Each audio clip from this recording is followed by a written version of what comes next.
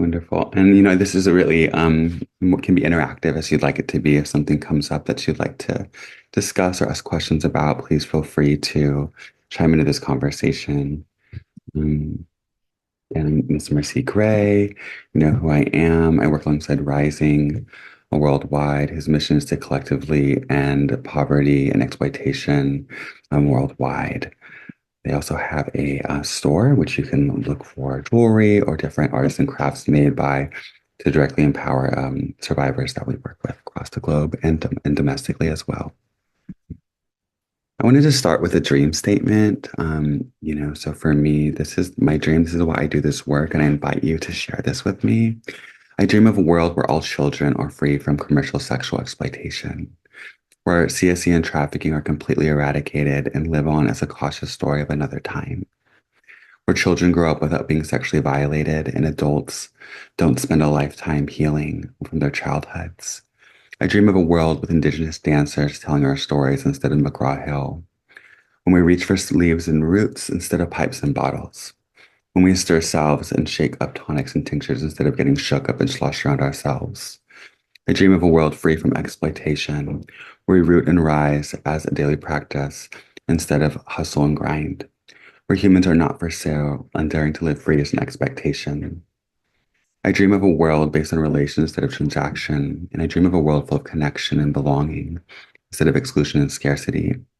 To create that world, I need to stand fully united with all my relatives across all creation in full wellness and solidarity, where we are rooted together in unified rise. I was really excited to speak today. I don't always speak when I'm being asked to speak, but I really value the intersections of the folks who are working in the arts world to whatever degree, and also building that into a global community. When I first came out as queer, I was 14 years old. It's also about the time I started getting sexually exploited.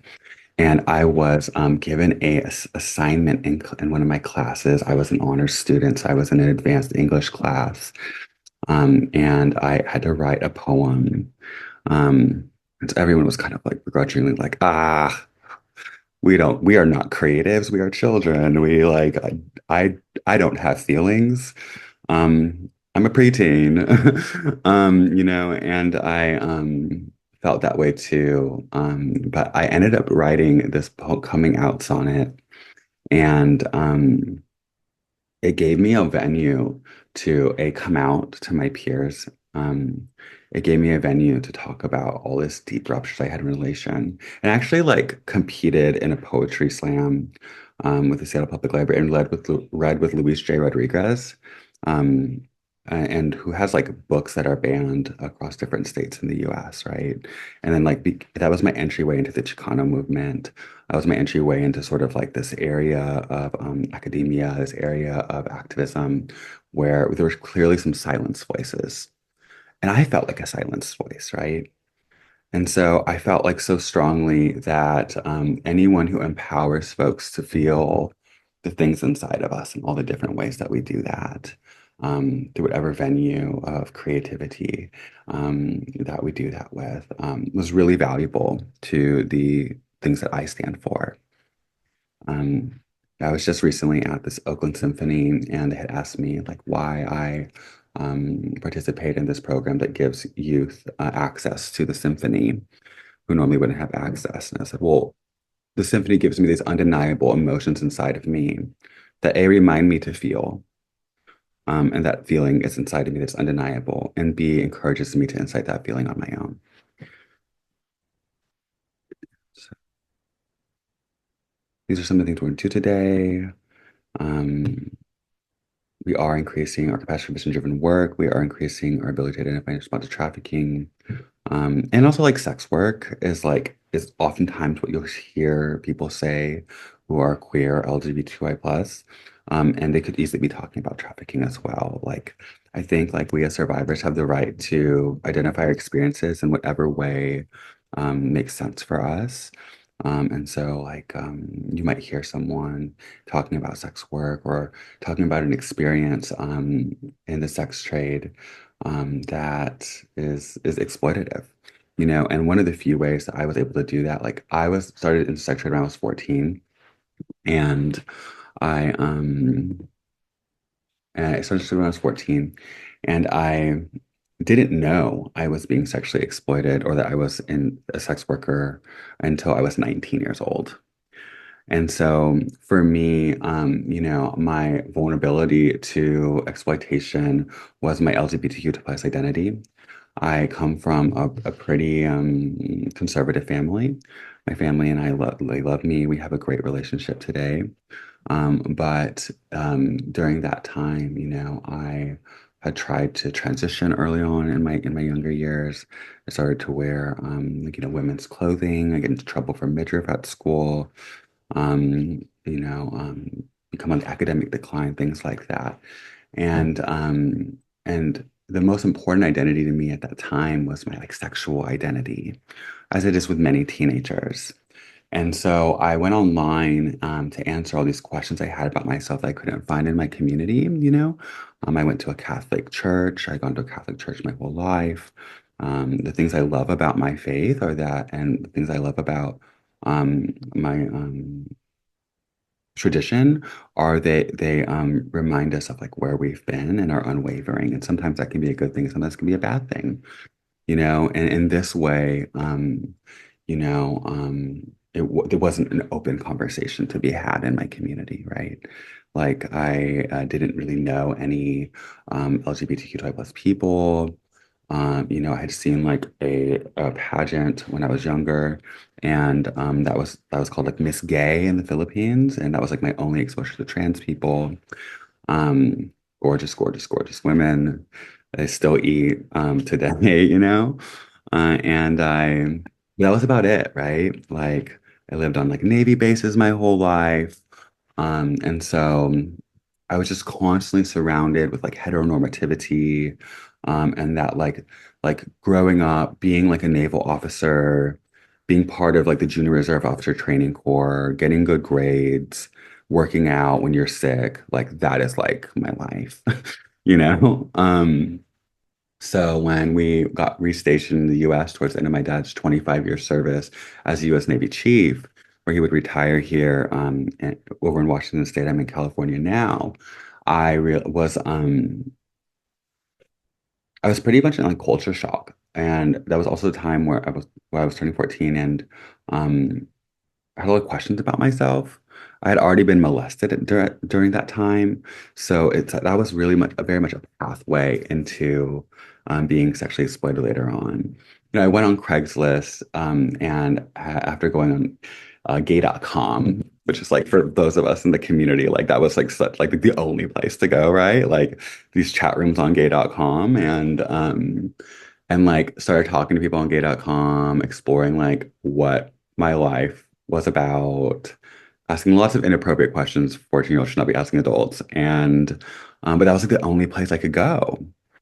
Um, and lots of people like turned me down and shut me down, or just like you were a child, like stop talking to me, which was really great to see in the community. And then eventually, when you make an ad as a child, it's like a shooting a flare up that you are vulnerable.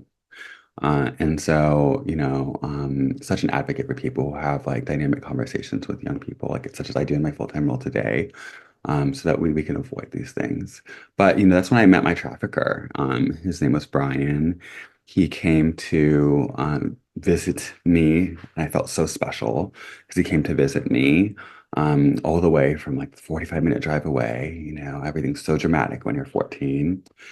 And he picked me up behind a very big lit up brick sign, as we have in the suburbs. And I had walked up to Silverdale Way to meet him, and we drove to Island Lake Christian Camp, which also has like a public park on the other side of the Christian camp, and where all my friends were at Christian camp. I was on the other end where I met Brian, and he pulled out a meth pipe and a weed pipe. And from the gate, just immediately started grooming me. And he got me high that night. And I come from, again, a very conservative background. Like drugs were like not part of my built narrative. Like I had like I knew drugs were bad, and that was about it. Like, and like they're just bad, don't do them. And but then like also like being queer was bad, don't do that. So like in like a developing mind, you're like, well, I'm queer, I'm bad, this is bad too. I guess this is fine. I don't really know. I'm a child. And so, and he molested me in the backseat of his car that night, and groomed me over the course of the next 6 months. And it was, it started with those drugs, and then he eventually started picking me up and driving me out to visit his drug dealer. And I felt so cool, right? I was like, where like my parents like wouldn't come to my track meet, like they were like really busy, like retiring and building a life for us, as parents do. Brian would come visit me. He'd like drive all the way out here. He'd like take me on this road trip to Seattle. I felt like an adult. I felt so cool. Could like walk into this drug dealer's house and like pick out all the things. And we really felt in it together, right? Because he like before we would walk in, he'd be like, hey, we're not supposed to be together. You and I were like, I get in a lot of trouble. So we got to be really discreet. And I was like, oh, cool. Like I'm on a team, we're like sharing in this together. Um, and he eventually got me on opiates as well as stimulants. There's always alcohol involved. And at times he would also throw in other drugs into the mix. And the first night that he turned me out, was at least 6 months into our relationship. And he had invited a man in to have sex with me and penetrate me anally from the rectum. And I didn't want to do it. I loved him, right? I was like, this is my boyfriend. This is like so important to me to know who I am undeniably. And I knew that I was undeniably queer. So it felt really good to be queer with Brian. And this man raped me. And I was hysterical over it. So Brian had held my head in his hand on his lap while I was getting sexually assaulted by this man he was selling me to, and told me how good I was being, right? And that's when he started to like also incorporate like this like kink way of shaming me. And I'm like a very pro-sex person. Like I think like our sexual liberation is like one of the heights of liberation where we experience what it means to be human and connect with ourselves and one another. Um, but like also it that like needs to be conducted in such a way that these kinds of incidents don't occur with our children. And I got really confused because I wanted to be good, and I wanted Brian to think that I was very good. And so the narcotics just increased from there because I was non-compliant. And I think that is the thing we have to remember when it comes to trafficking is like force, fraud, and coercion, which the TVPA states is like what just defines as trafficking. The TVPA is the Traffic Victim Protection Act is the federal law that defines what trafficking is. Under 18, no third party is necessary over for sex trafficking. Over 18, and for labor trafficking, force, fraud, and coercion is necessary. And so Brian, in so many ways, used force, fraud, and coercion to get me to make him money and fuel his addiction as a grown 30-something-year-old man at 14. And the more non-compliant I became, the more narcotics were pumped into my body. And he had another person there. His name was TC, and he, just like he was like a little younger. He looked a little edgy like me, and he really made me feel comfortable.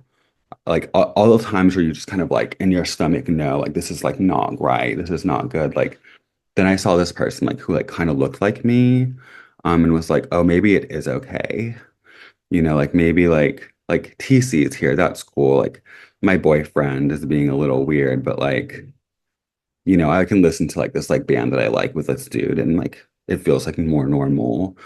And that was really just during the time when I was getting high. Like he would like have alcohol ready for me when he picked me up. It was like immediately like start getting high. And it happened almost every night. And so tried leaving him a couple times. And when I tried leaving him, I would go into withdrawal because he had me on opiates and stimulants and alcohol and like, from a really young age. And I almost feel like they could smell it on you. These men who like exploit people, they could smell the stink of this man's come inside of me from like when I was raped when I was 8, and like it's like they just like know somehow and find young people like me at that time. And so I would sit at home and I would like feel pretty sick and just like kind of like TV portrays like heartbreak and heartache, right? Like oh, I just want to like lay in bed and like eat ice cream and pizza. Like I don't feel like doing anything. It must be because I'm truly in love with him, just like he's saying, right? Like so it's all this messaging to me that's like, you are not pleasing this man because this is your role. And the reason why you feel like crap is because you're outside of your role. And so I would go back to him. And eventually, like, he was not as nice, eventually it was these drugs are not free.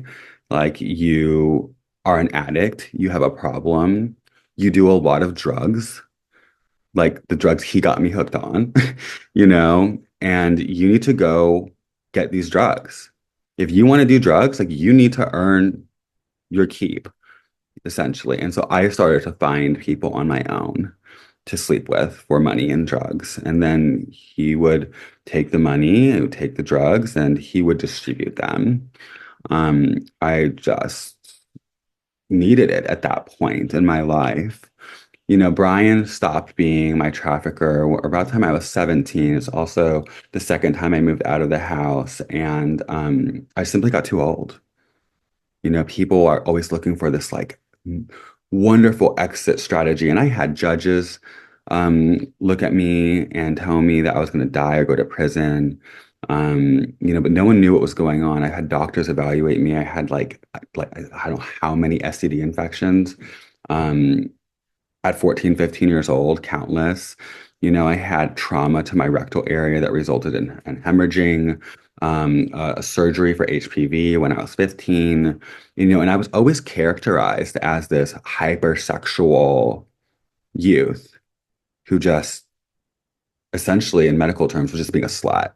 And I remember that my doctor called my parents and broke like the law and just said like, your child is overly sexually active and they're going to hurt themselves because they are having too much sex. That's just something that they need. And social workers had come to my house and evaluated, whether or not I was okay. And we were very middle class. My dad was a U.S. Navy chief, and they just put me on an at-risk youth petition where I was court ordered to do everything my parents told me to. Law enforcement arrested me a couple times. I would go into Crisis Residential Center, which is just juvie, where you have access to more books. And cool. And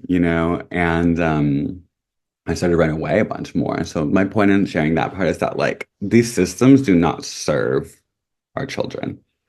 They prime us for further systems engagement. Like the best interaction points just pushed me further and further into the streets. I ran away for months at a time after that, and would continue to do so. It wasn't until I was turning dates in the back in an alley of where I lived at that I realized. I remember I was hopping to this man's Mercedes. He had just like it was like a 15-minute meetup, and I had to pay my rent. And I always tried to be like in college. I dropped out of high school, but I went to like this like high school completion program. I was in college, and I was always bright and always like very like expressive, and always had a job. And on the surface, I looked so great, right? Like went to these fun parties, but I was a hoe. I was a sex worker. I was being sexually exploited. I had perverts who were a full-grown 67-year-old men buying me from the time I was 14 years old. And that's how I was paying my rent when I left at 17. And again, at once at 15, 16. But when I really, really left at 17. And and it really devastated me. Like, I don't think any child like grows up wanting to be in the sex trade. That's like not a dream typically, although it can be like, if that's your dream, like get it. Like I hope, like you do all the things that empower you to be you, like, and that you make all the money. And that is some people's form of empowerment, and like there's no ragging on that. For me and my exploitation experience, like it will never be empowering to me. But as like a trans woman, like it is like so necessary that we have access to the sex trade because we just don't have opportunities outside of that sometimes. And um I just started using more drugs, and all of a sudden I was a bad person, right? I was like, these men stopped wanting to buy me because perverts bought me who were child molesters. And no one and nothing, none of these systems said, you are a victim of a crime, a series of crimes. You are deserving of things like restitution for restoration because the crimes that committed against you aren't your fault because you're a child and you're being sexually exploited. None of those things were ever granted to me. So this addiction that this man used to groom me with, all the trauma from the literally over 1,000 men I had slept with before I was 18, all of that was mine to deal with. And I was suddenly the problem. And so, I just wanted to share like what this was like for me. What changed is like this like un incessant need to revolutionize the systems that sought to serve me but failed. I started writing poetry. I started a shelter for youth of color. And I saw the same kids that were me a number of years ago going through shelter, but now they had somewhere to stay, right? I was like, that's cool. Like, you don't have to sleep with a man tonight if you don't want to. And a good chunk of those kids were doing the same things I was doing, and off of my caseload, like the North section, which was more Eurocentric, as a higher white population, higher, um, my gosh, they didn't have kids dying off their caseload. I had like several children, several youth, young adults die on my caseload. They were in the sex trade, they were Black, they were brown, and they were murdered. They were shot in the head, they were shot in the staircase, they were like suffocated by a buyer. They were the kids I was working with in the sex trade, who are cutie BIPOC youth. We die. That is our story, right? We are throwaways. My friends, they're dead. And when we come into the newspaper, like one of my friends, Nick, who would always help nurture me after being sexually assaulted, we had the same daddy, the same guy who like molested us as children, later like felt bad or something, I don't know, let us like live at his house while he molested other children, as long as we kept quiet about that. He when he was murdered in Central Park in New York City, he was stabbed to death, and on the newspaper it said homeless man stabbed in park, you know? And so like there's like our stories aren't told, you know? Like if like society was to grab my story today before I got sober, before on my own, um before I built all these programs, before I worked for law enforcement or in the school district like I do now, like I would just be a homeless person who overdosed on drugs probably. But I have a story, like these people are community members. They have stories too. And I'm really passionate about people knowing about what happened to me because you look at me and maybe not think that any of those things would happen or that, I would like live my life at the end of a bubble with a meth pipe, but that was my life. And I like walked down the street and like slept in parks with a Louis Vuitton bag and Dior sunglasses, and that was really my life. Um, I lived it moment to moment, day to day for so long.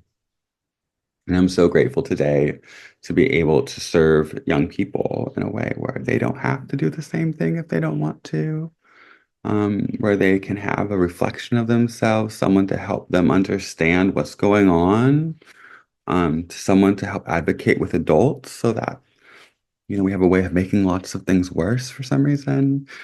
Um, I'm proud to be sober today. That was like the last thing I needed to reclaim from that man, was like, he's the one who put those drugs in my body, and I just didn't want them anymore, you know?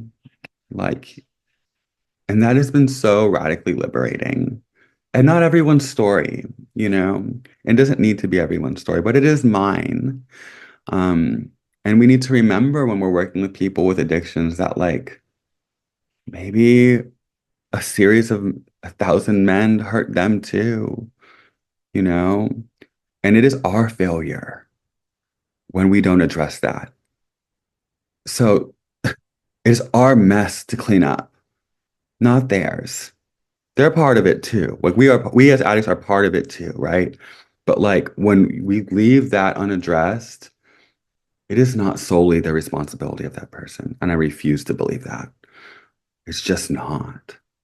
Um, so I just want to thank you all for listening to my story today. I'm not the only one. I had like this whole presentation, but I just felt like telling the story instead. It felt more appropriate. And I'll just like end with a poem. Um, let's see.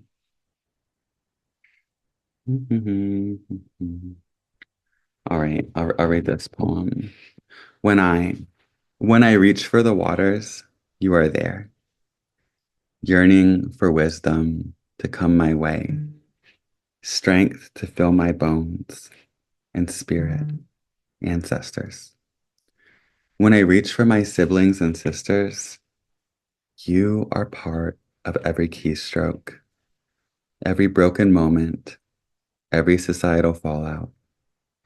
Having endured more than any of us today will know, every breath given, every moment of survival and endurance beyond anything anyone could expect on a dead end road.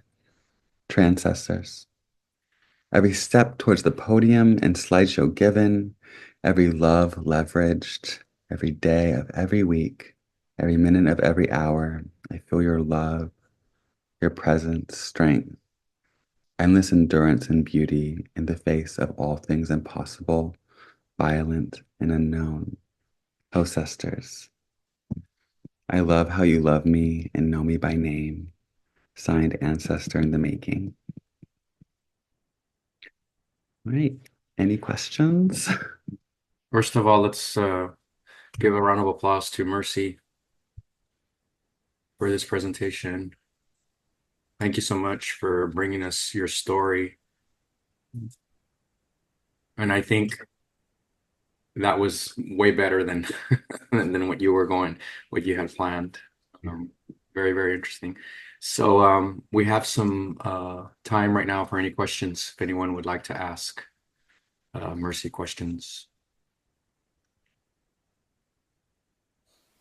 Mercy, could you say a little bit more about your role with Worldwide and the work that that organization does?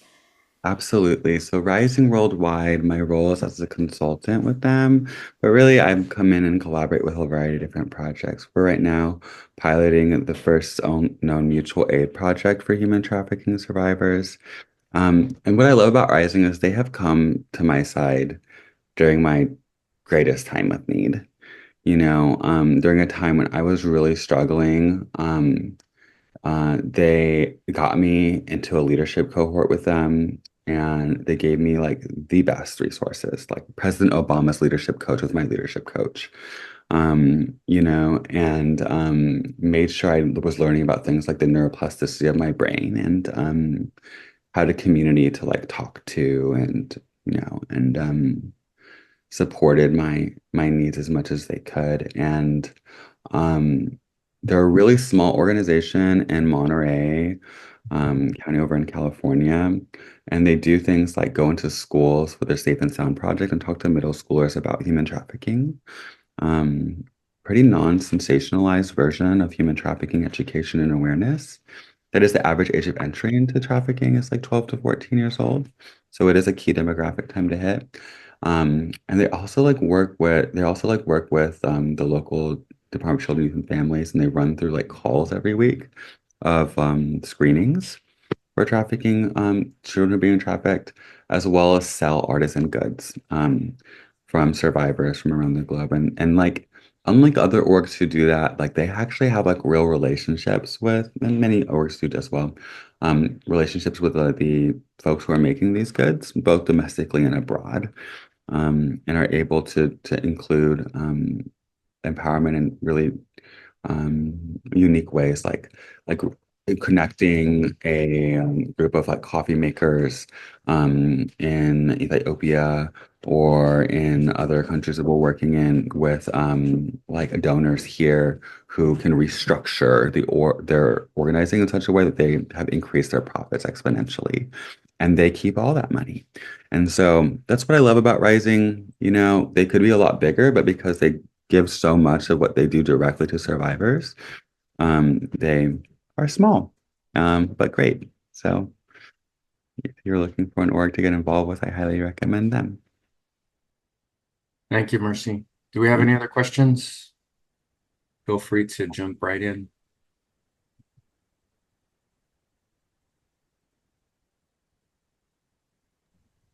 There's a question in the chat. Let Okay. me see.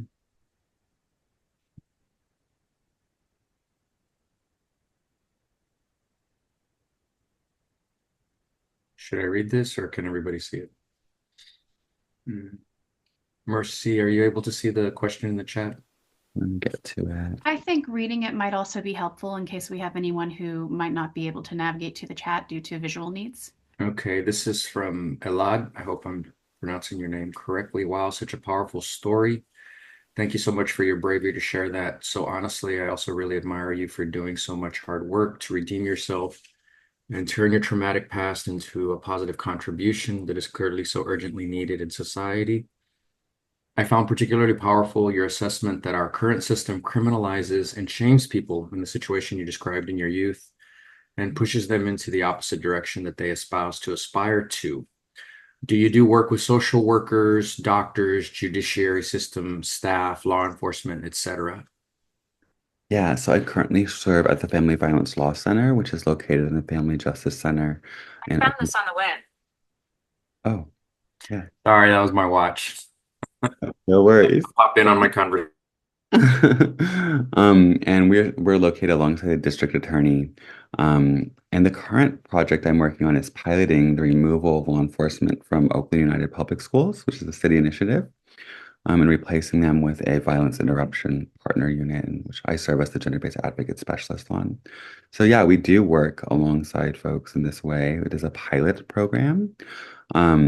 And so the more support we get for that, of course, the more we're able to do better work. The unit I work under has reduced like homicide and different violence, homicide 30% in the Oakland area during the time of its tenure. So if we're able to do similar work in the Oakland United School District, we can perhaps pilot nationwide, which would be great during a time when people are calling for more law enforcement in schools and more guns in schools. It seems, I believe it is not the answer. And that's why I do what I do. Respectfully. Thank you. Do we have any other questions? Felicia?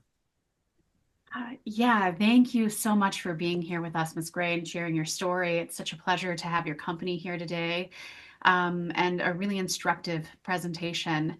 I wanted to ask a question because many of us in this room identify as academics. We regularly work with college students whom I think we would be fooling ourselves if we said they didn't have these histories and or presences currently in their lives, especially as they're struggling to make their way through a very capitalist-based university system.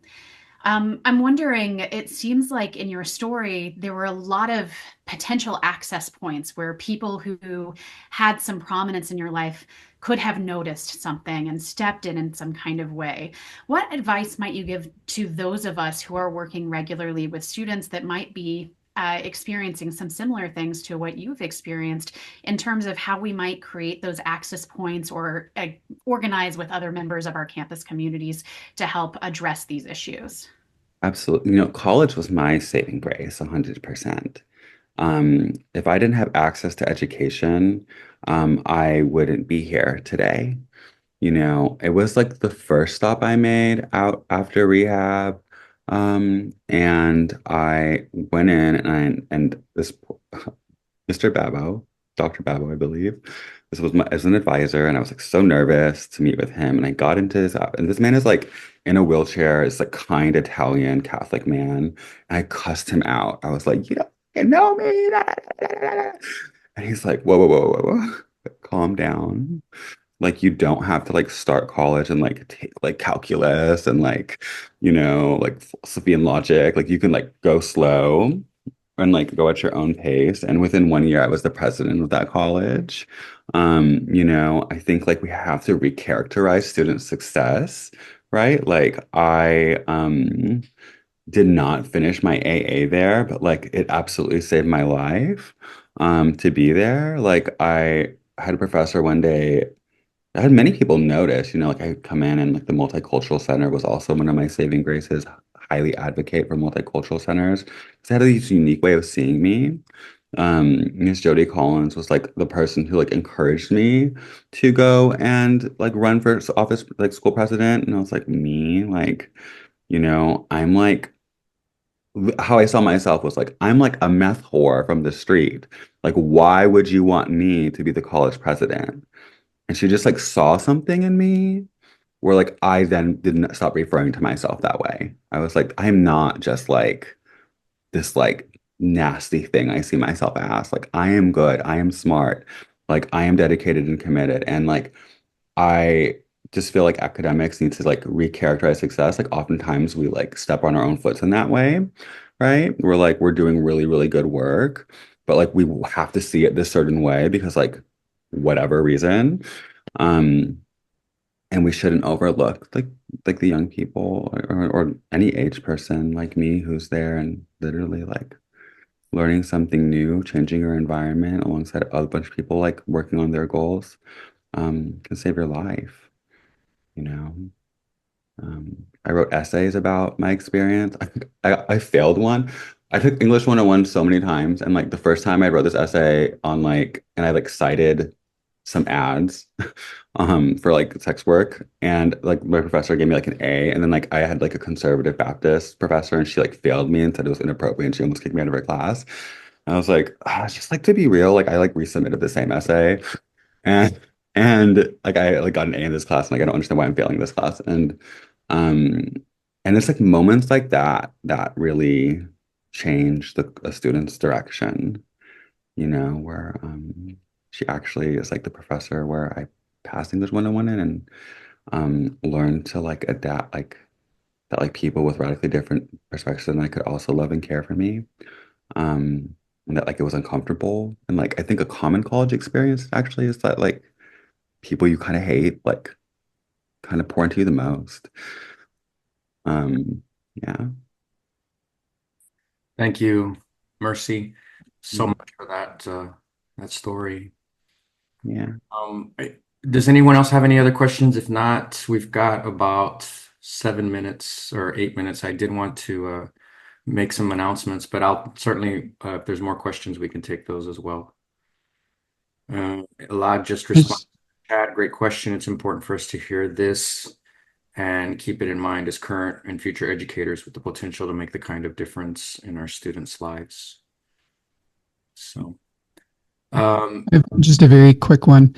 Do you publish your poetry anywhere? I will occasionally like release like a zine or a little poetry book. I'm working on one right now. And so stay tuned. You're welcome to add me on LinkedIn and I probably post the link there. Well, yeah. Thank you. Okay, so any other questions? We still have a few minutes. My announcements won't take that long. Any other questions? I just wanted to then thank Mercy again. Let's give her another round of applause, please. Mercy, thanks so much for sharing your work and your life story with us. Of course. Thank you so much. It's nice to see you, Adrienne. I hope you all have a lovely day. Thank you. Thank you so much for being with us. Thank you.